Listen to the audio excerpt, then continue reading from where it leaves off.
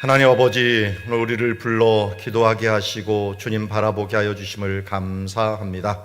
너희는 먼저 그의 나라와 의를 구하라. 그리하면 이 모든 것을 너에게 더해 주실 것이라는 말씀대로 우리의 주일에 앞서 함께 기도하며 나아갑니다. 오늘도 말씀과 기도를 우리를 거룩하게 하여 주시사 옥토밭과 같은 마음 허락하여 주시옵소서. 예수님의 이름으로 기도드리옵나이다. 아멘. 찬송가 함께 합니다. 나 행한 것 죄뿐이니. 274장입니다. 나 행한 것 죄뿐이니 주 예수께 비옵기는 나의 몸과 나의 마음을 깨끗하게 하옵소서. 물 가지고 날 씻든지 불 가지고 태우든지 내 안과 바 달아끄사 내 모든 죄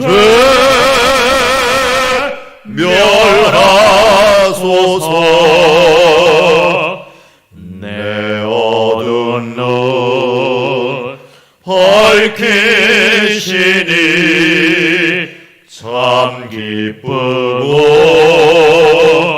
고마우나 그보다 더 원하오니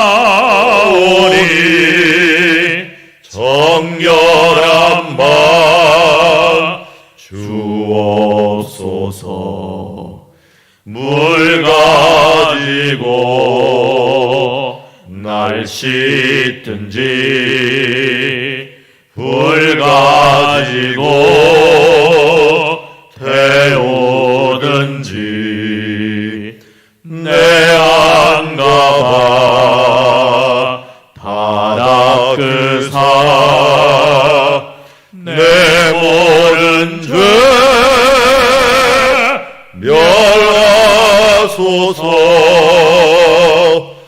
정결한 마 그 속에서 신령한 빛이 오니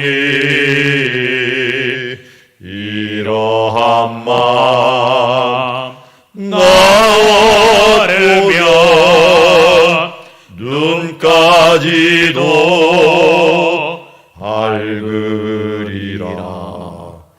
물 가지고 날 씻든지 불 가지고 태우든지 내 안과 바 달아끄사 내 모든 죄 멸하소서. 못된 행실 다 고치고 악한 생각 버려도 주 앞에서 정결하고 자랑치는 못하리라. 물 가지고 날 씻든지 불 가지고 태우든지 내 안과 바 달아끄사 내 모든 죄 멸하소서.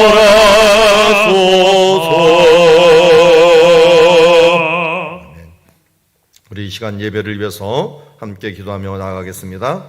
코로나19 중에 있는 우리 교회를 긍휼히 여겨 주시옵시고 성도들에게 오늘 예배를 준비하기에 옥토박 같은 심령을 주시옵시며 그리고 담임 목사에게 말씀의 능력을 주시고 교회 예배 중에 은혜를 부어 주시옵시며 은혜를 우리 교육자들이 은혜의 통로, 말씀의 통로로 사용되게 하여 주시옵소서. 교사들이 학생들을 사랑으로 우리 그 마음으로 말씀을 준비하게 하시고 우리 순장들이 순원들을 돌아보며 주 안에서 하나 되는 시간 되게 하여 주시옵소서. 우리 시간 합심하여 함께 기도 자리로 나가도록 하겠습니다. 하나님 아버지 감사합니다. 오늘도 예배를 준비하며 나아갑니다. 너희는 먼저 그의 나라와 의를 구하라고 말씀하신 대로 주님의 나라를 먼저 구하며 이제 한 주를 준비하고 있습니다. 코로나19 중에 우리 주여 교회를 긍휼히 여겨 주시옵시고 성도들에게 옥토 같은 마음을 주시옵시고 간절한 심령을 주여 창조하여 주시옵시고 정결한 심령으로 새롭게 되어 주님만 의지하고 주님만 바라보며 나아가는 우리들 될 수 있도록 아버지 붙들어주시고 인도하여 주시옵소서. 주여 이제 말씀을 전하고 또 앞에서 모든 것을 이끌어가는 담임 목사에게 하나님의 은혜를 베풀어 주시되 주여 능력 있게 힘 있게 성령의 갑절의 은사를 도하여 주시옵시고 교육자들에게도 주여 모든 부서들을 이끌어가기에 부족함이 없는 영적인 리더십을 허락하여 주시옵소서. 아버지 하나님 예배 중에 하나님의 은혜를 부어주시되 주여 풍성한 은혜를 부어주시어서 모든 사람들이 주여 하나님 말씀을 아멘으로 받고 또 하나님의 성령의 이끌림 받아 주여 교육자들의 입에 나오는 말씀들이 성령의 검으로 주여 모든 죄를 파하며 주여 이제 악한 권세들을 파하고 회개하고 애통하는 마음으로 주님께 나오며 하나님 말씀의 능력으로 새롭게 되는 귀한 시간 될 수 있도록 아버지 도우시고 인도하여 주시기를 원하옵나이다. 하나님 교사들에게도 말씀을 준비하는 시간입니다. 주님 이제 사랑으로 돌아보게 하여 주시옵시고 사명감으로 돌아보게 하여 주시옵시고 하나님의 주신 예수 그리스도의 사랑으로 품을 수 있도록 아버지 도와주시옵소서. 순장님들에게도 주여 이제 기도함으로 준비하며 하나님 나라를 바라보며 주여 그의 뜻을 구하며 준비하는 주님의 시간들 될 수 있도록 아버지 도우시고 인도하여 주시옵소서. 기도 외에는 다른 것으로 이러한 능력이 나타날 수 없다고 말하사오니 우리 순원들을 위하여 기도하며 주여 먼저 준비된 심령들이 될 수 있도록 주여 함께하며 기도하며 나아갈 수 있도록 도우시고 인도하여 주시옵소서.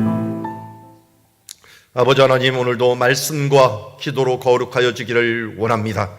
주님 기도 외에는 다른 것으로 이러한 능력이 나타날 수 없다고 하였사오니 하나님 우리의 앞길 주님 거룩의 길 은혜의 길 주여 오늘도 기도 열고 말씀으로 열고 나아가오니 말씀과 기도로 우리를 거룩하게 하여 주시옵소서.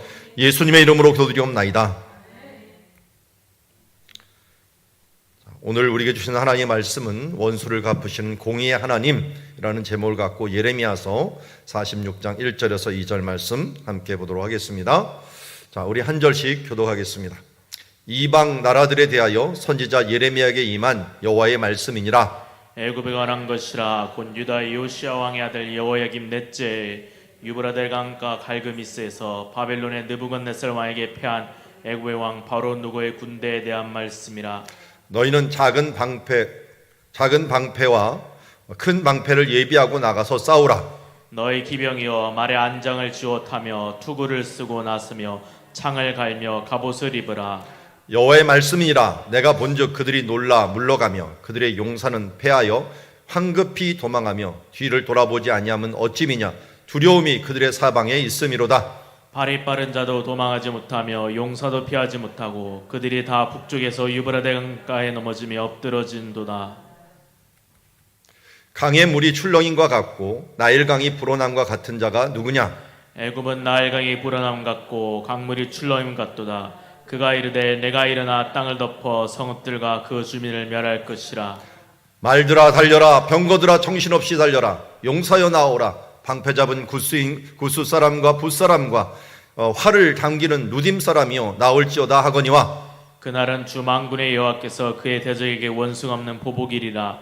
칼이 배부르게 삼키며 그들의 피를 넘치도록 마시리니 주 만군의 여호와께서 북쪽 유브라데 강가에서 희생제물을 받으실 것이미로다. 처녀딸 애굽이여 길앗으로 올라가서 유황을 취하라. 내가 치료를 많이 받아도 효력이 없어 낫지 못하리라. 내 수치가 나라들에 들렸고 내 부르짖음은 땅에 가득하였나니 용사가 용사에게 걸려 넘어져 둘이 함께 엎드려졌음이라. 아멘. 오늘 배경을 보면 갈그미스라는 곳에서 전쟁이 일어났습니다. 근데 그 갈그미스를 해석하는 말이 유브라데 강가 갈그미스라고 하는 표현을 쓰고 있고요. 이게 언제냐 봤더니 여호야김 넷째 해라고 이야기하고 있습니다. 여호야김 넷째 주전 605년에 해당하는 것입니다. 누구와 누구가 싸운가 봤더니 애굽에 관한 것이다 하면서 바벨론이 나타나요. 그러니까 애굽과 바벨론이 싸우고 있는 것입니다. 그런데 하나님께서 원수를 갚으신다라는 표현을 써요. 그런데 누가 이긴 것 같습니까? 딱 봐도 그 뒤에 본문을 보니까 애굽이 이 9절에 말들아 달려라 병거들아 정신이 앞서라 하면서 막 하는데 그날은 만군의 여호와께서 그 대적에게 원수 갚는 보복이리라 하면서 애굽이여 길르앗으로 올라가 갖고 유양을 치어라. 왜? 내가 치료를 받아도 효력이 없어 낫지 못할 것이다. 이런 표현을 보면은 이제 누가 진 거예요? 애굽이 진 거예요. 그 애굽이 진 것들을 이제 그 배경을 이렇게 보여주고 있습니다. 제가 2007년에 갔던 갈그미스라고 하는, 여기 영어로 돼 있죠? 갈그미스, 영어가 아니라 터키어입니다. 지금은 카르카미스라고 하는 대로 돼 있는데요. 거기에 유브라데 강가가 있고요. 유브라데 강가 바로 옆에 이 언덕이 하나가 있는데 이게 갈그미스라는 언덕이에요. 또 그 마을이 워낙 또 시골 마을이라서요. 2007년인데도 저렇게 마차 타고 다니더라고요. 마차 타고 다니는데 이 마차가 꼭 애굽의 마차하고 비교가 됩니다. 그래서 이런 배경, 이 유브라데 강가에 가서 근데 왜 애굽이 싸웠을까요? 애굽이 원래 이집트잖아요. 성경 본문에 보면은 어디라 그랬어요? 애굽이 나일강에 있다 그랬잖아요. 나일강이면 이 남쪽 수천 킬로 밑에 있는, 지금 뭐 수천 킬로 하지만 한 700-800킬로 정도 되는 그 밑에 있는 그 나일강에서부터 유브라데 강까지 올라간 거예요. 유브라데 강까지. 왜 올라갔느냐? 우리가 이미 이 사건을 알기 위해서는 요시야 왕 때 이야기를 알아야 돼요. 지금은 어느 왕 때예요? 여호야김 왕이죠. 여호야김의 아버지가 요시야예요. 요시야가 어떻게 죽었느냐? 이 애굽에 죽었어요. 애굽의 바로 느고의 전투에 죽었는데 언제 죽었느냐? 이때가 여호야김 넷째 해잖아요. 그러니까 그 전 4년 전. 지금 이때가 605년이라 그랬으니까 609년. 주전 609년에 죽었어요. 왜 그러면 애굽 왕 바로 느고에게 죽었느냐? 바로 느고가 북쪽에 있는 유브라데 강으로 전쟁하러 가려고 하는데 길목을 열어달라고 했는데 안 열어줘서 결국 전쟁을 하는 중에 요시야가 죽게 됩니다. 요시야는 왜 안 열어줬고 애굽은 또 왜 위로 올라가려고 했을까요? 요시야는 1차적으로 그쪽으로 가서 전쟁하려고 하는 대적이 누구예요? 바벨론이에요.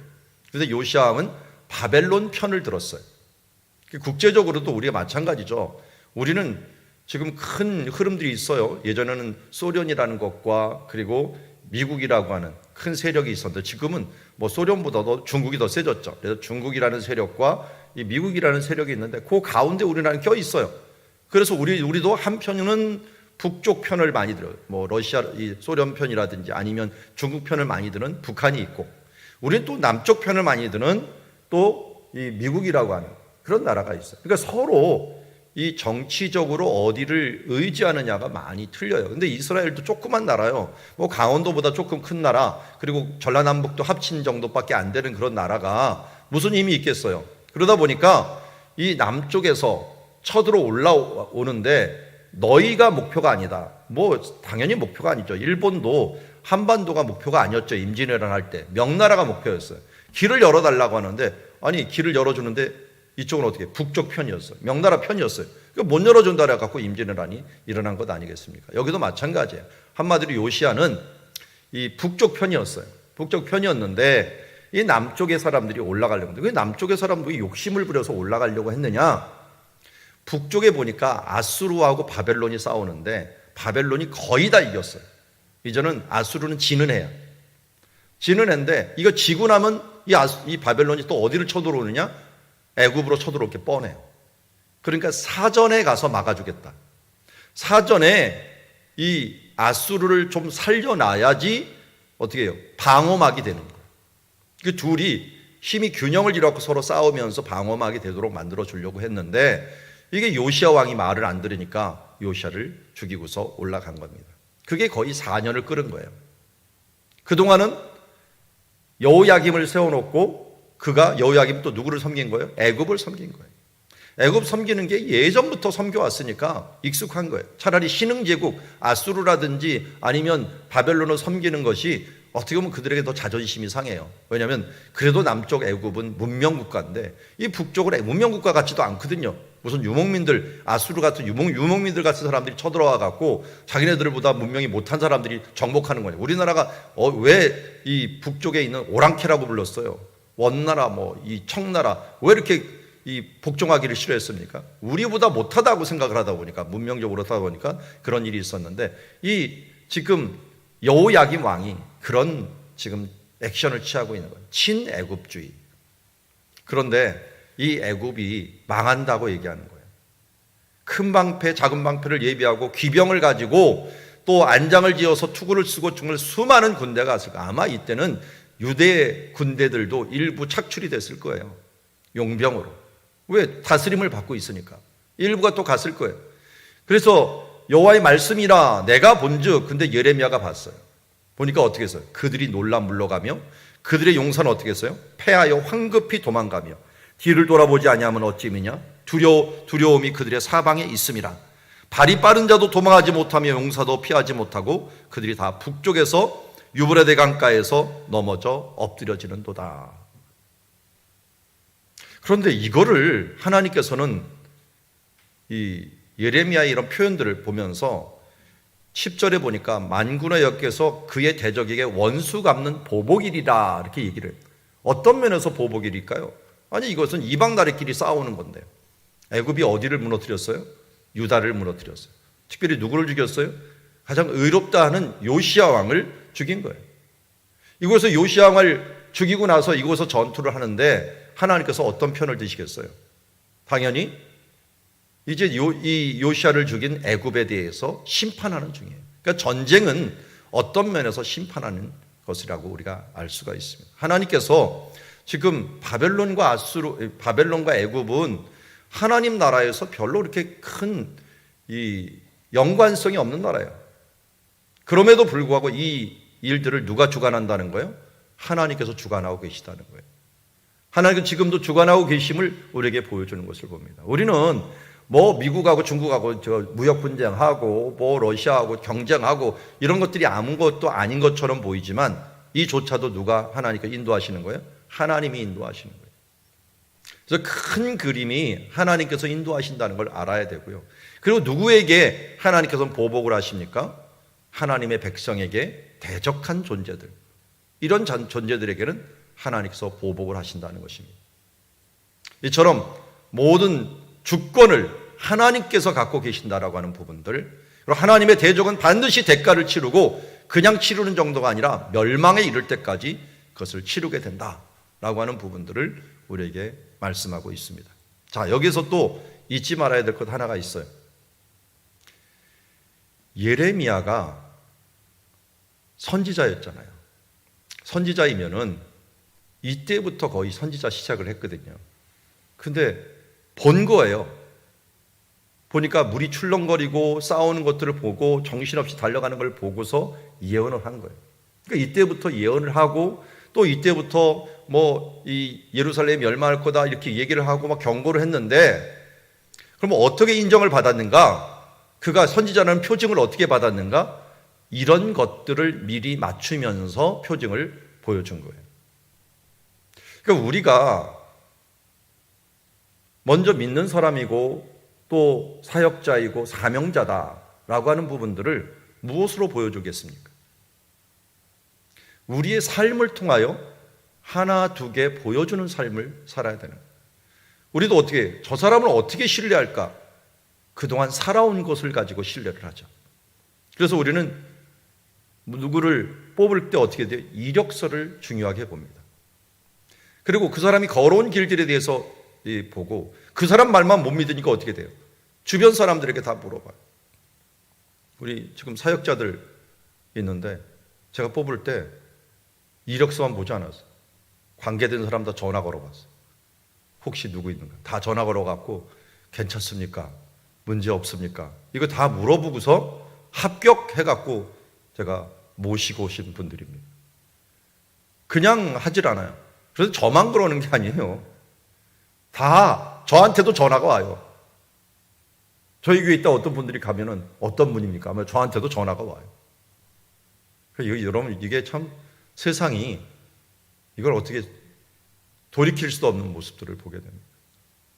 우리들의 살아온, 지금 살아가는 것들이 얼마나 중요한가. 오늘의 내가 내일의 내 모습이에요. 어제의 내 모습이 오늘의 나를 만들어버렸어요. 그러니까 오늘 우리가 어떻게 주님 안에서 기도하고 한 주 한 주 이 코로나19라고 핑계대지 아니하고 그의 나라와 의를 구하며 나아가는 이 모습들이 내일의 나를 만든다라고 하는 사실들을 우리는 잊지 말고 예레미야처럼 그가 보고 깨달은 것들을 목숨 걸고 이 부분들을 전해야 됩니다. 이걸 전하면 어떻게 돼요? 친애굽파인 여호야김 사람들에게는 미움을 받거나 죽음의 위협을 당할 수가 있었어요. 그럼에도 불구하고 그가 이것을 외칠 수 있었던 것은 내일의 그 일들이 이루어졌을 때 자신의 말이 하나님의 말씀이라는 걸 알려주기 위한 거예요. 우리는 하나님의 말씀이라는 걸 어떻게 증명해야 됩니까? 내가 하나님 말씀대로 살아낸 뒤에 이 말씀대로 행하였더니 이렇게 되었더라 하는 간증의 삶이 있을 때 전도가 되고 또 다른 사람들에게 안내가 될 수 있는 삶을 살아갈 수가 있습니다. 오늘 하루를 살아갈 동안 우리가 예수 이름으로 승리하고 예수 이름으로 정말 평안을 얻고 그로 인하여 기뻐하며 그로 인하여 하나님 나라를 바라보며 어떤 풍파 중에서도 흔들리지 않는 그런 모습이 보여야 될 줄 믿습니다. 어제 잠자다가 갑자기 꿈꾼 얘기 생각이 나네요. 무슨 누가 뭐라고 막 했는데 뭐 개꿈 비슷해요. 그런데 했는데 제가 여유를 부리면서 감사합니다 그랬어요.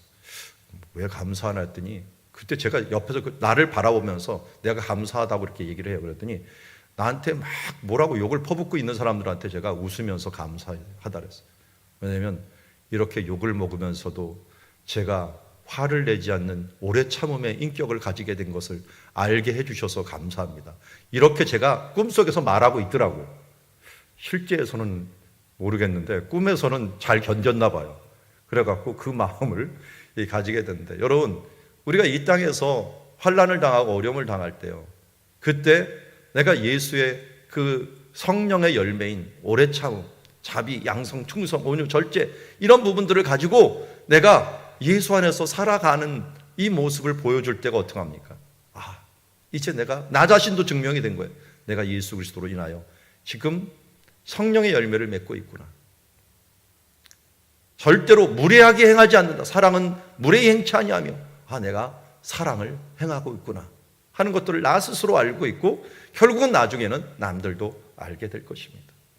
우리 이 시간 말씀을 증명하는 삶을 통하여 성령의 열매를 맺는 삶들을 통하여 예레미야처럼 어떤 상황에든 하나님의 말씀을 정직하게 전하고 그리고 그 말씀대로 살아내는 그런 선지자적인 삶들을 살아가는 모든 사람들이 되기를 주의 이름으로 축원합니다. 기도하겠습니다. 하나님 아버지, 오늘 갈그미스 전투에서 애굽이 패하는 모습을 보게 됩니다. 이것이 큰 전쟁이었고 세계 역사를 바꾸는 그러한 전투였지만 성경과는 관계없는 것처럼 보였지만 그들의 싸움에는 관심이 없는 듯 보였지만 결국 하나님께서 이 모든 것을 주관하시고 하나님의 백성의 보복으로서 이 전쟁을 통하여 애굽을 징계하는 모습을 보게 됩니다. 또한 예레미야를 통하여 그가 친애굽 정부가 지금 서 있는데도 불구하고 당당하게 하나님의 말씀을 전하고 또 살아냄으로 말미암아 인정받는 선지자로서 유력한 선지자로 서 나가는 모습을 보게 됩니다. 오늘도 우리가 어떤 사명자여 어떤 사역자로 서 나가려 합니까? 주님께서 모든 세계를 운행하신다는 사실과 그리고 어떤 상황에도 하나님의 말씀을 정직하고 바르게 전할 수 있는 용기와 그리고 그리스도인다운 예수 그리스도의 백성다운 모습들을 보여주는 주님의 백성, 성령의 열매 맺고 사랑으로 행하는 주의 자녀들 모두 되게 하여 주시옵소서. 예수님의 이름으로 기도드리옵나이다. 아멘. 오늘도 우리 주신 말씀 함께 생각하면서 함께 기도의 자리로 나가도록 하겠습니다. 기도하시겠습니다.